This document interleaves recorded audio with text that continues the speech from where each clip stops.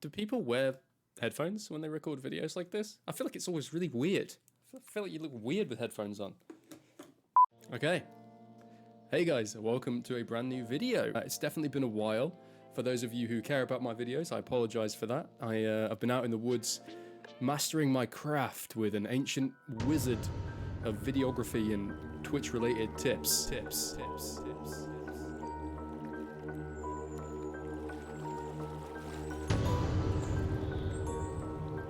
How to make it big as a streamer.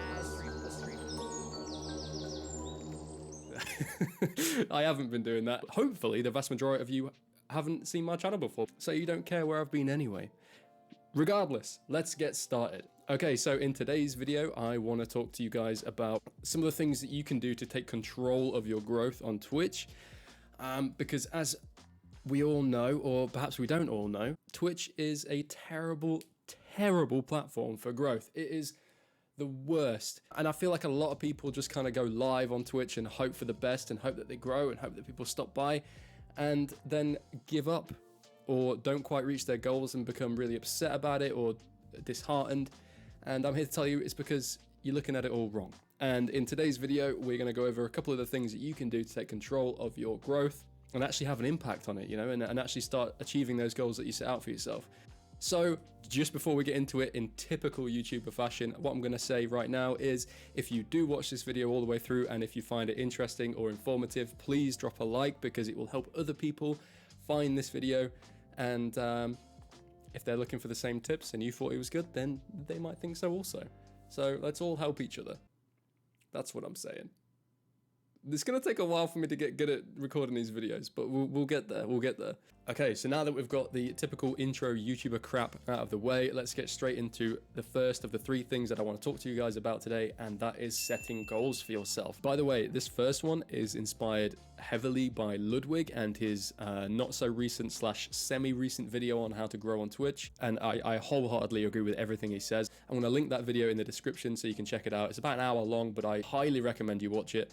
Ludwig has been one of the fastest growing streamers on Twitch. Not too long ago, he was the #1 most subscribed streamer on Twitch. And 3 years ago, he was streaming to basically like no one, you know, or you know, very few viewers. So definitely check that out. But back to my video, back to this video, please don't leave. Setting goals. You might be thinking, yeah, well, Chris, I obviously have goals. I want to be a streamer. I want to be the biggest streamer ever. I want to have 500 viewers. I want to XYZ. Yeah, those are goals, but they're not actionable goals. So what do I mean by actionable goals? I mean things that you have definitive control over and ultimate control over. Things like I'm going to upload a video this week and every week until I reach this many viewers on Twitch. Or I'm going to post on social medias. I'm going to learn how social media platforms work. I'm going to learn how YouTube works, how I can get my videos ranked so that then I can take those people and direct them to my Twitch channel when I'm streaming. Why are these goals so important? And the number one thing is they make you accountable. You're not just going live and streaming for 8 hours into the void, hoping that people drop by. You are actively taking action. I don't think you can non-actively take action, but but you are pushing toward that star in the sky that you're aiming toward.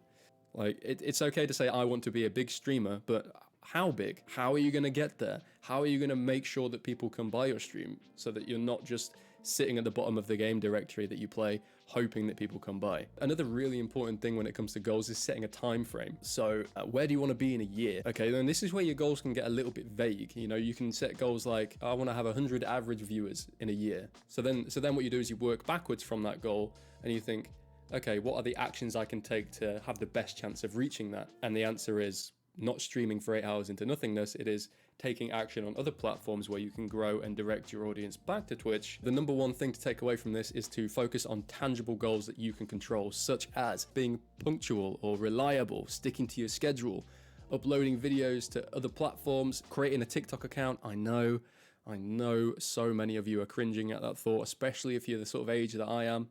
If you forgive this young face, I'm nearly 30. TikTok is incredible for growth. You can post videos on there and get thousands of views like no other platform. Honestly, if you're not doing it and you want to grow on Twitch, and you are a creative mind, get on TikTok. And the number one thing to realize about this, and I think this is really, really important to not get disheartened from the actions you take and the work you put in, is that you can't control the response. You know, in the same way that you can't control how many people come and stop by your stream when you go live, you can't control how many people like your video, you can't control how many people like your picture or respond to your tweets or whatever platforms you're on. But what you can do is then you can go back a step further and ask yourself, okay, so why didn't I get the response I wanted? How can I move forward and make sure that I do get that response next time that I post? So in essence, setting a goal sets you up to know the actions to take to get there. Okay, you have to work backwards from the goal. You think, okay, I want to be at this point in a year. How do I get there? Or my videos aren't doing very well. But then you think, how can I do that better? It gives you a direction and it gives you somewhere to start. If you keep working backwards from that goal, you'll figure out how to get there. And this really ties into the second thing that I want to talk about, which we are going to get into right now. We're on number 2. See, we're getting there. Okay, we're one step down. There's 2 to go. 2 to go. And we're well on our way to being Twitch partners and achieving all of our goals. Okay, so the second thing, and bear with me on this one, okay, because at first it's going to sound a bit weird. You need to adopt the mindset that you are not a streamer. But Chris, yes I am. I stream on Twitch all the time and that's what I want to do. I want to be like Shroud. I want to be like Shroud, man. Okay, I get it, right? You want to be a streamer, but streaming isn't just going live and streaming your gameplay. There are 2 things that you need to think of yourself as. You can pick one or the other, but preferably both. And the first one is you are a content creator. As we've just established or kind of alluded to in the first point, going live and streaming into nothingness and hoping people stop by is not a way to grow your Twitch stream. It really isn't. You can't control where you are put on the directory. You can't control the thumbnail that people see when they scroll by. Here's a fun fact. I was watching a big streamer a couple days ago, and he was taking a break from his game, and he started watching other streamers on Twitch and just commentating on what they were doing. And obviously he found himself in the hot tub genre. Literally within about 2 minutes of him watching this other streamer, his his viewership rose like 200, 300 viewers because of the thumbnail. You know, because as you scroll in the directory, you see, oh, well, this looks interesting. And you click on it. I don't need to go into any further detail of what he was looking at, but you understand the point. And also, your title doesn't really mean much either. Feel free to correct me in the comments below, but I really feel like the title that you place on your stream really doesn't matter that much. There's so many. You're in an ocean of other streamers with all similar titles. Like, what do you write? What do you put in a title when you're playing Counter-Strike and there's, 10,000 other people playing Counter-Strike and streaming the same thing? Especially when you're not like Face It level 10 or whatever. If you're not like a top ranking player, or if you don't have any like incredible achievements to kind of boast about in your title, there's nothing clickable. This is why you need to think of yourself as a content creator, because there are other platforms where you can control these things, aka YouTube. Perfect. YouTube is built like a search engine. It's actually the number 2 biggest search engine in the world, following Google. And obviously it's owned by Google, so they kind of feed off each other. People actively search for stuff they want to watch here, whereas on Twitch you can't really do that. So here's a big tip. When you are streaming, it doesn't matter how many viewers you have, 1, 10, 20, 100 or 1,000 or however many you have, you should be structuring your content, because that's what it is, on Twitch while you're streaming to be a YouTube video when you're done. Because then even if no one is watching you, or even if you don't reach the goals that you want to reach in that stream, it's still productive because you've streamed with intention. You've streamed with the intention of creating a video out of the content you've created. And that can be placed on YouTube. It can be chopped down and put on TikTok or on Instagram or on Twitter or on Reddit. If you can get to a point where your Twitch stream feeds everything else that you do, as well as everything else that you do feeds Twitch, then you're kind of like, it's like what are those machines called? Perpetual motion machines, right? Is that what it's called? I think it is. When it just feeds off its own energy, like a bike that rides itself. Is that a thing? You know what I mean, right? Your Twitch fuels your YouTube, and then YouTube is really searchable. Then your YouTube fuels your Twitch. I spent a while yesterday trying to figure out the best way that I could phrase this, or create a metaphor or an image. And guys, I am so proud of this. Are you ready? Are you ready? Okay.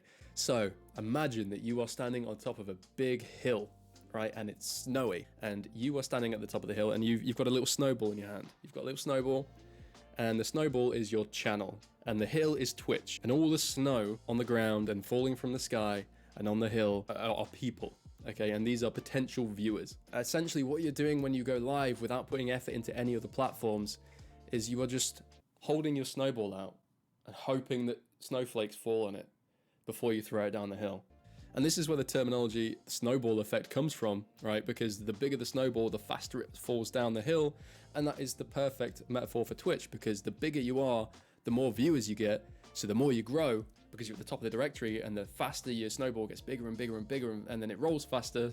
So you get more snow and you get more people. You get what I mean, right? What you are doing by creating content on other platforms is you are picking up the snow from the top of the hill and padding out your snowball like this. You're padding it out before you throw it down. So the act of throwing the snowball down the hill is you going live, and you can set yourself up to have a great stream by building out that snowball. And it takes time. It takes time. Sometimes it doesn't snow that much, you know, and you have to go around and search for these little piles. I'm looking around my room for snow right now, and you have to stack it up that way, because the more you do that, the more you set yourself up to win on Twitch. The more you set yourself up to have that snowball fly down that hill and pick up the snow and pick up the other viewers from Twitch.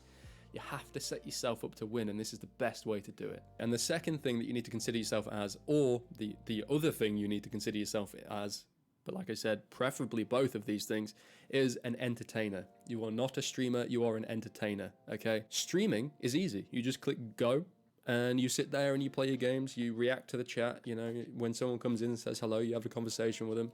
Maybe you build a relationship with that person, and maybe they come back. That's streaming. Being an entertainer is what all of the bigger streamers are. It's content that stands on its own 2 feet. You don't need people in the chat to be an entertainer. You don't need chat engagement to be an entertainer. And before we get into this a little bit deeper, I know that some of you guys are thinking, you know, I'm not very entertaining, I'm shy, I'm introverted, it's hard for me. And yeah, it is hard.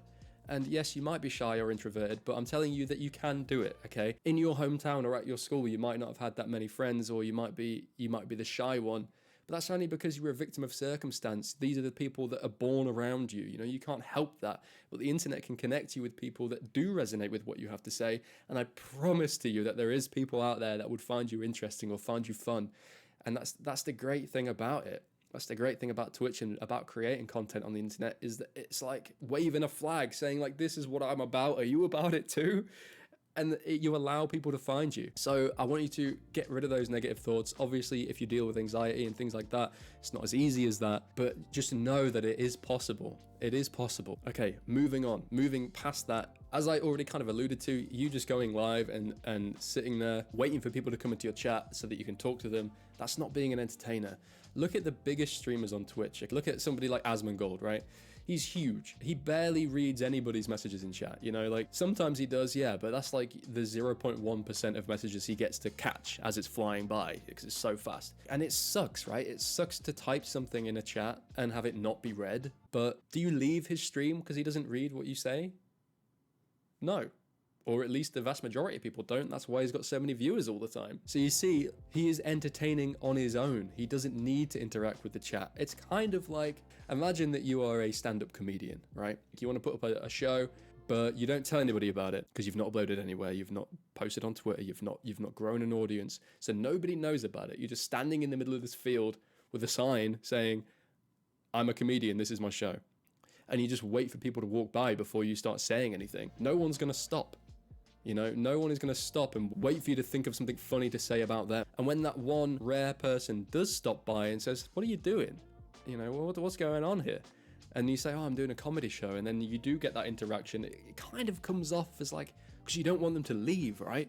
You don't want them to leave. So you're kind of like desperate. You're like, oh, please stay. I'm really funny. I promise. Like, listen to these jokes I'm going to make, but I need you to kind of fuel me.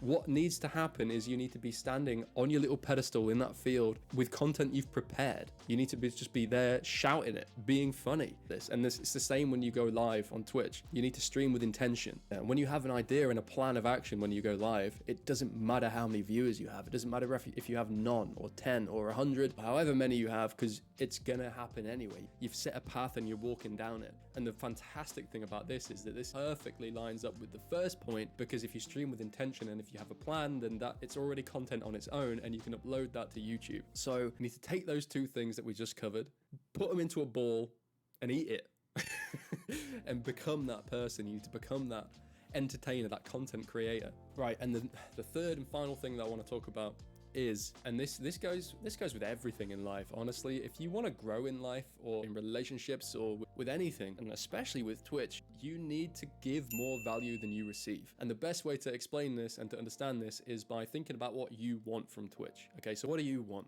You want more viewers, right? You want more viewers so that you can get more followers, so that those followers can potentially convert into subscribers, and then maybe donations, and then when you get big enough, you can get sponsorships, and then you can make it a job, right? That's typically the goal, right? You wanna go full time, you wanna earn money from it. That's a lot of value. You're asking for a lot there. You're asking for a lot of people's attention. And let me ask you something, right? How many times have you sat there in front of your TV on Netflix, just scrolling forever, trying to find something to watch, and you realize you've been sat there for 20 minutes or 30 minutes. Do you know why?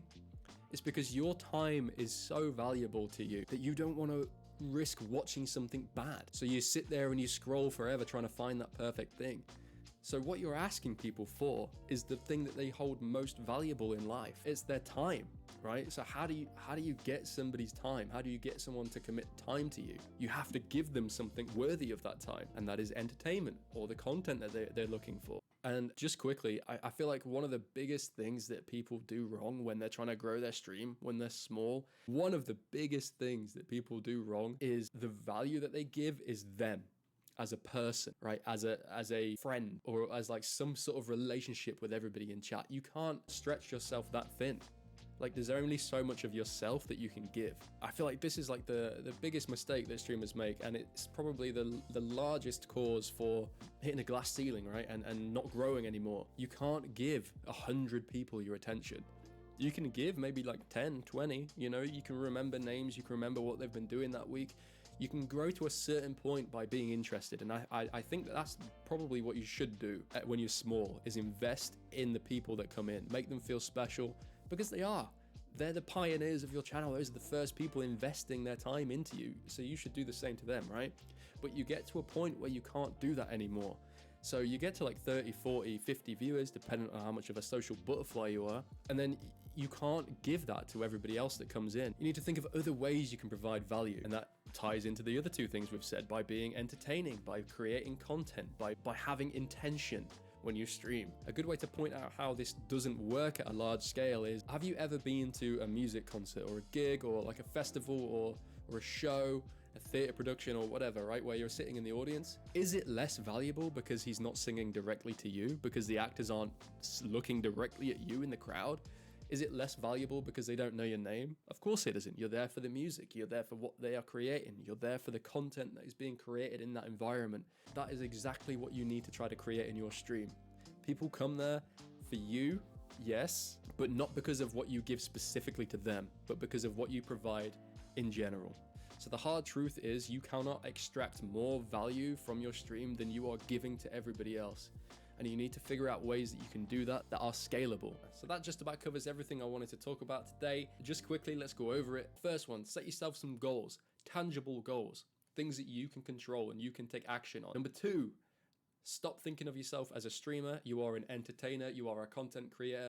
Stop being that comedian that's standing in the middle of the field waiting for somebody to walk by. And the third thing that we've talked about is you need to give more value than you receive. You will not grow past the current point if you do not give more value than you receive from your stream. It's literally a balance, and that is the same with all things in life.